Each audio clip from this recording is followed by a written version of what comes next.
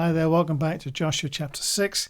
And we just on Monday looked at this issue that God had called Joshua to do something that on the surface, on the face of it, seemed rather a daft thing to do. And yet, verse 6, Joshua called together the priests and he told them what to do. He told about picking up the Ark of the Covenant and having the ram's horn and to march around the town and do all those things that God had said to do. Verse 8, Joshua spoke to the people. The 7 priests with the ram's horns started marching in the presence of the Lord, blowing the horns as they marched. And so they went around. Verse 11, the ark of the Lord was carried round the town once that day. Then everyone returned to spend the night in the camp. And so this happened again and again and again. They followed this pattern at the end of verse 14 for 6 days. Verse 15, on the 7th day, the Israelites got up at dawn, marched around the town as they had done before, but this time they went round the town 7 times. The 7th time around, as the priests sounded the long blast on their horns, Joshua commanded the people, shout, for the Lord has given you the town. Jericho and everything in it must be completely destroyed as an offering to the Lord. Only Rahab the prostitute and the others in her house will be spared, for she protected our spies. So they do this thing on day 7, which takes what they've done on day 1, 2, 3, 4, 5, and 6, but they went around 7 times on the last day.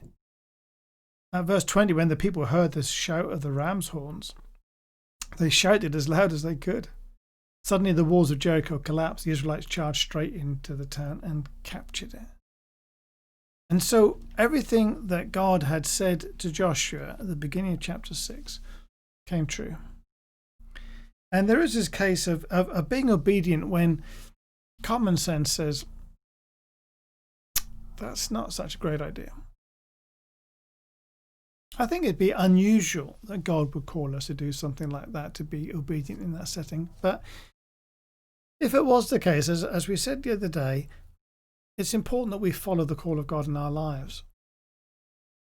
God uses our experiences of him, our interaction with other people that we trust to discern his heart and his will for us. But there are times when sometimes we need to be prepared to do something that could look a little silly.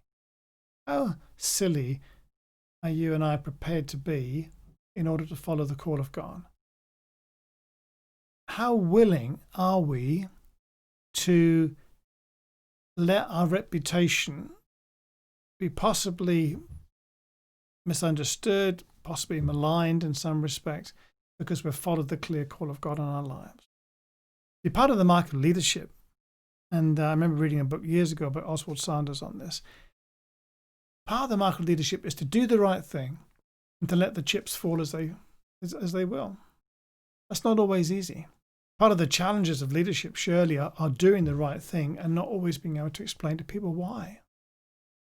Well, Joshua could say, well, the Lord told me. And that maybe was good enough. I remember in some experience of leadership over the years that I've had to make decisions that have affected other people. And others have then looked on and thought, why? And said, why did you make that decision? But because of the particular situation that underpinned that decision, I was not at liberty to say why. And that can be very difficult. So are you willing to do the right thing even when everything is stacked against you? I want to encourage you to do that. Listen to the voice of God. Test what you discern to be the voice of God with others that you trust, but then go for it. And if you look silly, you look silly. As long as Jesus is honoured and glorified, that's the only thing that really matters at the end of the day. Be blessed.